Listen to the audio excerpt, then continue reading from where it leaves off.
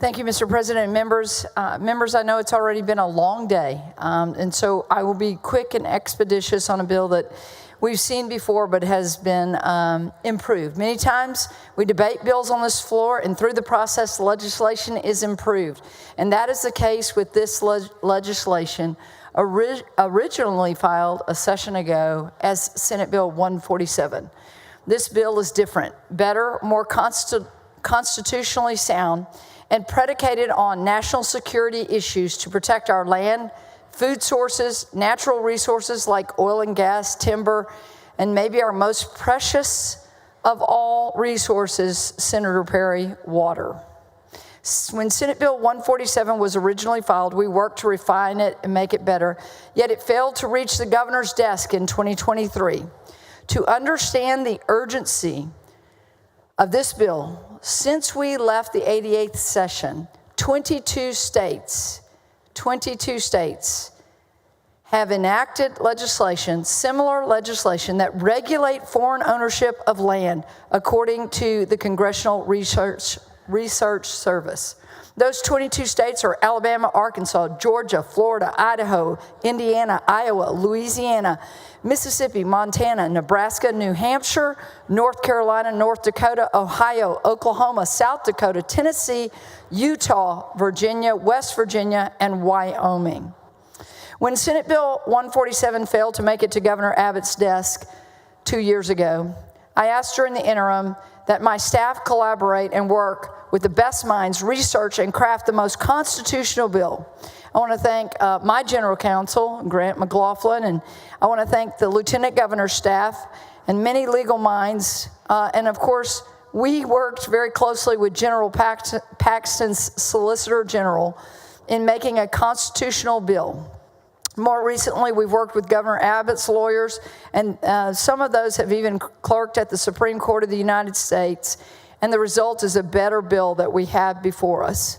I want to thank my colleagues, Senator Donna Campbell, and who was then Rep. Tan Parker, now Senator Parker, for Senate Bill 2116 in 2021 that protected our infrastructure from foreign ownership. That was called the Lone Star Infrastructure Protection Act, passed unanimously.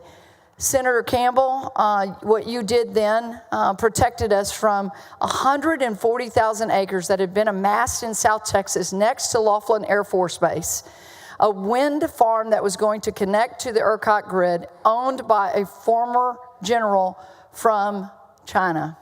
So thank you for that. And Senator Parker, you were the House sponsor then, Representative Parker, and we really appreciate that. So Senate Bill 17 builds off that bill and is better than 147. Members, you might remember in 2021, under Speaker Nancy Pelosi, the House passed in FY 2022 an agriculture appropriations bill that would have required the USDA to take actions to prohibit the purchase of agriculture land by companies owned in full or part by China, Russia, Iran, and North Korea. Unfortunately, the Senate stripped that out. I will say that Senate Bill 17 provides a common sense guardrails to protect food, housing, energy, water, and national security, while at the same time it keeps alive the American dream of home ownership to all. Members, let me just give you a quick overview of what Senate Bill 17 does. It prohibits the purchase or acquisition of private property in Texas by certain individuals, organizations, or entities that are domiciled in a country identified by the U.S. Director of National Intelligence as a country that poses a risk to national security and is listed in the 3 most recent annual threat assessment report. Currently, since the Obama administration through the Trump administration, on to the Biden administration, those 4 countries have been consistent: Russia, Iran, China, and North Korea. We did change the word from citizen to domicile, and I want to make sure that everyone understands that, because we've had some that say that has weakened the bill. Not at all. I think that it has made it stronger and constitutional, more constitutional.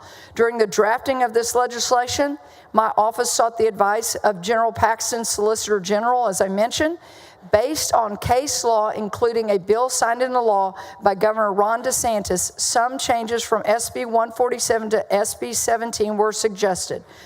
And so no longer does it refer to citizens, but rather individuals domiciled in a designated country of those, the 4 that are listed currently.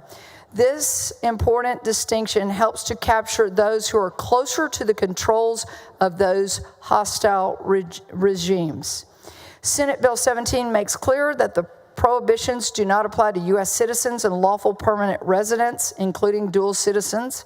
Senate Bill 17 states that prohibited real estate holdings will not include a resident homestead owned by an individual, so as to address the concerns of those who have fled those regimes and claimed asylum in America and want to live the American dream. Senate Bill 17 clarifies the definition of real property as agricultural land and improvement located on agricultural land, commercial property, industrial property, groundwater, residential property, a mine or quarry, a mineral in place, standing timber, or water rights. This makes clear that Senate Bill 17 ensures food, energy, and national security. All of them are protected. Our national security is protected. Senate Bill 17 it specifically prohibits the acquiring of land and natural resources, but sellers, realtors, and title companies are not the ones who enforce the law. Rather, it is exclusively the Attorney General. SB 17 spells out the enforcement mechanisms for prohibited ownership of real property. The Attorney General is given authority to investigate potential violations if they have reasonable suspicion.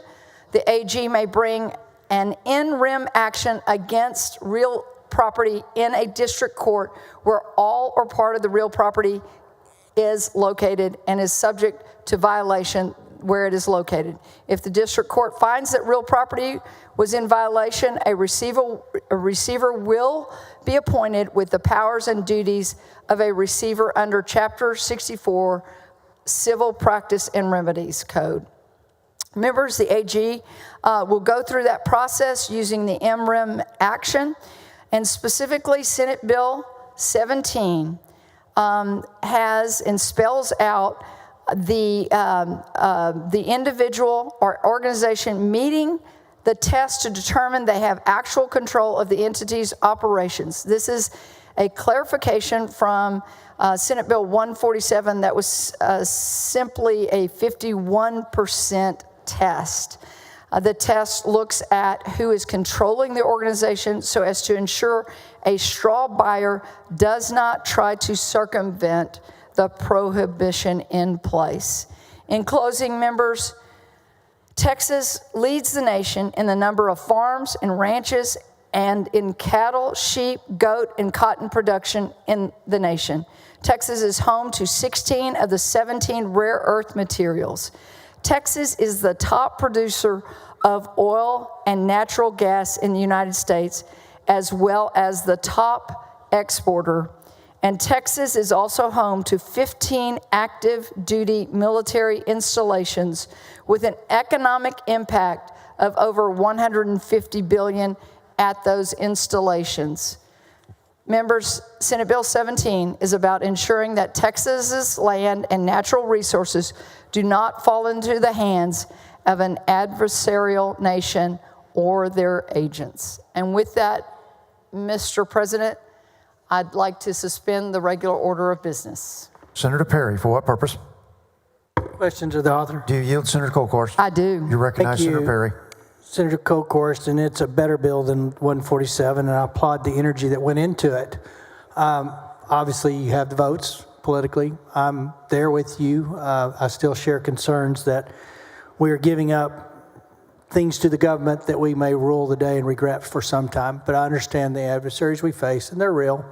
I'm just not sure it's the landowner's obligation to solve that problem, but that argument's a different day. You state in your documents that title companies, bankers, whoever's involved in the transaction are not the target or will not be in the broad net that's cast on some level if a challenge is made. And I guess we've talked a little bit about, but as an AG goes in to investigate these particular issues, if they surface, what affirmative defense, what does a title company have to show that we questioned and we were told and we're good because that person lied to us? And I understand the realm, I'm not an attorney, but how do we make sure that we don't pull an innocent part of the transaction, and for that matter, the seller? You know, if the seller says, they told me they were domestic, they're not one of these groups, and we end up filing, how do you protect, how's that bill handled that situation where those are not going to be pursued by the AG? Right. So how do you protect the seller and how do you protect the real estate agent? The transfer agents, the transaction agents. Right. So brokers. In looking at that through, Chapter 64 of the Civil and Remedies Code, what would happen is that the Attorney General would go in and have to have a reasonable suspicion. And that's a standard used in criminal procedure. It's less than a probable cause, but more than a suspicion or hunch. It's a standard used for arrest and warrants. If they did that investigation and they brought suit against them, the in rem portion, which is very interesting. I mean, in Texas statute, we have in rem. It refers to a legal action or proceeding that is directed against a property rather than a person. So that's another protection there. We're going to actually sue the property. And you go through that, all through that proceeding, and what happens in the end is if you find that it meets all the hurdles in Senate Bill 17, then of course you will have a receiver that's appointed, and they'll go through that process, and they'll take that land, they'll sell it. We even spell out the senior lien holders, and we pay them off. And then in the end, if something's left over, we actually, and this is what separates us from other nations, we give the rest of the money back to the purchaser who, had it. So we're going to protect the bankers, and there will be no action against a person as we've restructured Senate Bill 17. A person, an entity that's a transaction, i.e. title companies, they're insulated. 100%. You can't get there from here. Interesting what you just said. I was going to ask you what happens to the receivership proceeds. You're telling me you'll give it back to China. Senior lien holder. No, I get it. It clears the debts if there is debts. Pays it all and off. You're going to take the difference, that delta, and give it back to China. We have to, they purchase it. That's what separates us from communistic countries, is the fact that that person came here, they bought the land, we're going to pay off all the lien holders, and then in the end, if there's any money left over, this person came here, they bought the land, that company, we give it back to them. And I think that's what separates us from other countries. That wouldn't happen in other countries. I'm good with that. So you answered my questions. The receivership, you answered it before I asked it. That's good. I'm going to be with you. I will tell you, this has some unintended consequences. I hope we don't have these situations even go through that hopefully never occur. But when they do, it won't be a good day for Texas landowners. Thank you. Thank you. Member Senator Colcourse moves suspension of the regular order of business and committee substitute Senate Bill 17. There is objection. Secretary will call the roll. Alvarado, Betancourt, Bardwell, Blanco. There being 24 ayes and 7 nays, the rule is suspended. Chair lays that on second reading. Committee substitute Senate Bill 17. Secretary will read the caption. Committee substitute Senate Bill 17 relating to the purchase or acquisition of real property by certain aliens or foreign entities. Senator Colcourse, you're recognized for a motion. Thank you, Mr. President. I move passage of Committee Substitute Senate Bill 17 to engrossment. Member Senator Colcourse moves passage to engrossment. There is objection.